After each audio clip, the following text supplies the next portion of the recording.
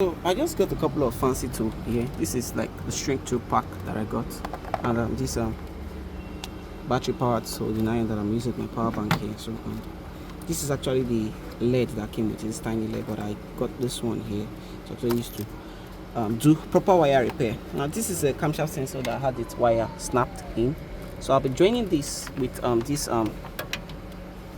soldering iron here to get a proper fix for it.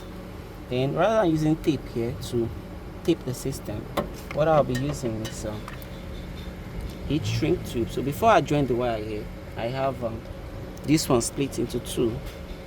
I'll put it down here and the other one down here, so that while I'm soldering, the heat wouldn't be shrinking the tube already before I even start doing my job. So what I'll be doing is splitting these wires into two here, and having them joined together like this.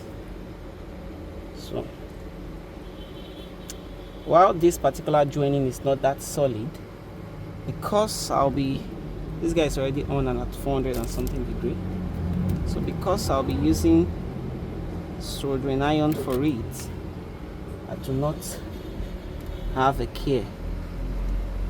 So I'll be using this soldering iron here to melt over here.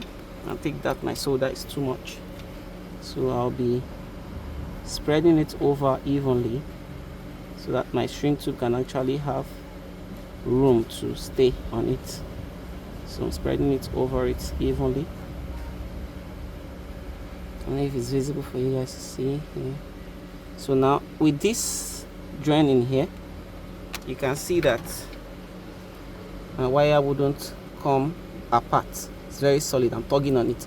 So what I'll do next is put my shrink tube over it like this, because I have another half here, so I won't be covering it all the way. So I'll put it like this. Then this guy can do the rest of the job for me if I do not want to use my heat can for it. So this guy is just gonna go over it like this, and I'll make sure it is nice and fit tight over here, tightly fit over here. You can see that. So once this guy is tight over here, I'll bring this other guy also in to overlap this one here. I think we have a wire protruding here a bit, so I'm going to press that down. So as this shrink tube goes over this one here, I'll be putting this guy also over it. And this is actually the proper way to repair wires that are exposed to the elements outside the environment: water, heat, vibrations.